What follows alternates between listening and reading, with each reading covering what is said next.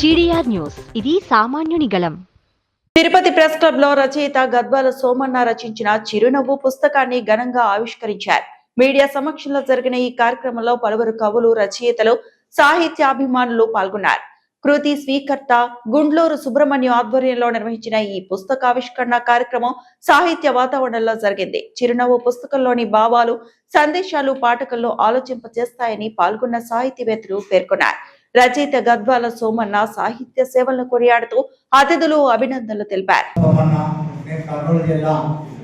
పుణ్యక్షేత్రమైన మంత్రాలయం దగ్గర నేను చేనేతపూర్లో నివాసం ఉంటున్నాను. నేను గత 10 ఏళ్ళుగా నాగలిదిన్న పాఠశాలలో సార్ ఆ రోజుల్లో దాసరెడ్డి గారు, నారాయణ రెడ్డి గారి కవితలు ఈ ఆంధ్రజ్యోతి పత్రికలో వచ్చాయి. అవి చూసి సార్ నా రచనలు కూడా మరి అలాగ వస్తాయా సార్ అంటే ఖచ్చితంగా వస్తాయి, కాకుండా కొన్ని మెలకువలు పాటించాలి. సుదీర్ఘంగా పెద్దవిగా రాయొద్దు, 16 లైన్లు 20 లైన్లు తక్కువలో ఎక్కువ భావాన్ని చెప్తూ రాస్తే ఏ పత్రిక వాళ్ళైనా కూడా కళ్ళకు అద్దుకుని తీసుకుంటారని చెప్పారు. ఆయన మాట వేళ విశేషమేమో కానీ ఈరోజు ఆఫ్లైన్ ఆన్లైన్లో దాదాపు 250 పేపర్లలో, అంటే మామూలు తెలుగు పేపర్లలోనే కాకుండా మహారాష్ట్రలో ఆవిష్కరించినప్పుడు మరాఠీ పేపర్లో, కర్ణాటకలో మైసూర్ యూనివర్సిటీలో ఆవిష్కరించినప్పుడు కన్నడలోను, తర్వాత ఈ కేరళలో ఆవిష్కరించినప్పుడు అక్కడ కూడా ఆ లాంగ్వేజ్లో, తర్వాత ఈ పరిసర ప్రాంతాల్లో రాష్ట్రాల్లో నా నేపథ్యం గురించి, నా సాహిత్యం గురించి చాలా పత్రికల్లో రావడం జరిగింది. ఒక రకంగా చెప్పాలంటే ఈరోజు ప్రెస్ క్లబ్లో ఇక్కడ నా పుస్తక ఆవిష్కరణ 97వ పుస్తకం చిరునవ్వు ఆవిష్కరణ జరగడము, అందులో పత్రికా మిత్రుల మధ్య, పాత్రికేయుల మధ్య నా పుస్తకాన్ని ఆవిష్కరణ చేయడం చాలా సంతోషంగా ఉంది. ఈరోజు నేను ఈ స్థాయికి టెక్నాలజీ పరంగా నేను ముందుకెళ్ళడానికి ప్రధానమైన కారణం పాత్రికేయ మిత్రులే. మా దగ్గర ఉన్న, మా జిల్లాలో ఉన్న, మా మండలంలో ఉన్న పాత్రికేయ మిత్రులే తమ కళల చేత నాకు బలం చేకూర్చి ఈనాడు అనేకమైన పత్రికల్లో అనేక మందికి నేను తెలియడానికి కారణం ప్రధానమైన వాళ్ళు పాత్రికేయ మిత్రులు. వాళ్ళందరికీ కూడా నా జీవితాంతం కృతజ్ఞతలు తెలుపుకుంటున్నాను.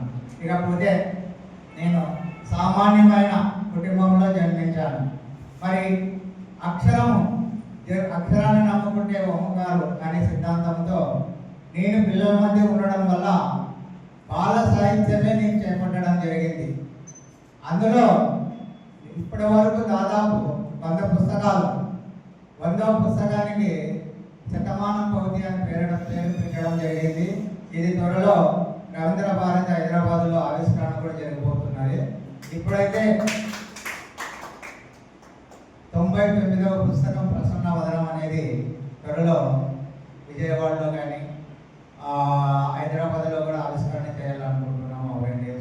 ఆ రెండు కూడా మళ్ళీ త్యాగరాయ గాన సభలో 99వ పుస్తకం ప్రసన్న వదనం అనే పుస్తకాన్ని ఆవిష్కరణ చేయాలనుకుంటున్నాము. మరి ఈ విధంగా ఆనాడు మా గురువులు క్రీసిఎస్ వీరన్న గారు అయితేనేమి, సాహితీ మిత్రులు అయితేనేమి పరోక్షంగా ప్రత్యక్షంగా ఎందరో సహకరించారు. వారి సహకారంతో నేను ఇవాళ ఇన్ని పుస్తకాలు, ఒక్క బాల సాహిత్యంలో 100 పుస్తకాలు మైలురాయి దాటడం అన్నది అందరూ, నా తల్లిదండ్రులు, నా అన్నదమ్ములు, ఈ సాహితీ మిత్రులు అందరూ కూడా ప్రోత్సాహం వల్లనే నేను ఈ స్థాయికి వచ్చాను.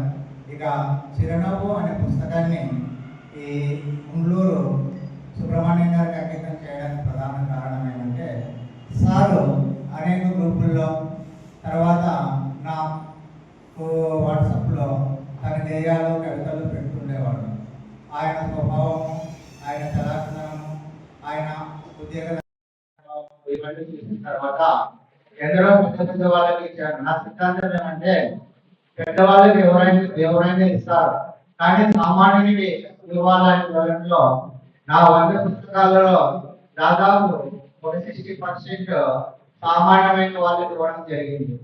ఆ కోవలోనే గుండ్లూరు సుబ్రహ్మణ్యం గారికి నా చిరునవ్వు అనే 97 పుస్తకాన్ని అంకితం చేయడం జరిగింది. ఉత్తమ ఉపాధ్యాయులు అవార్డు అందుకున్నటువంటి వీరపాండ్యం గారికి ఇలా పలు రివార్డులు పొందినటువంటి మన భీమన్న గారికి, సోమన్న గారికి మరొకసారి ధన్యవాదాలు తెలియజేసుకుంటూ ఈ పుస్తకం పైన 2 మాటలు మాట్లాడుతుంది. ఎందుకంటే ఎక్కువ సమయం కూడా ఎక్కువైపోయింది.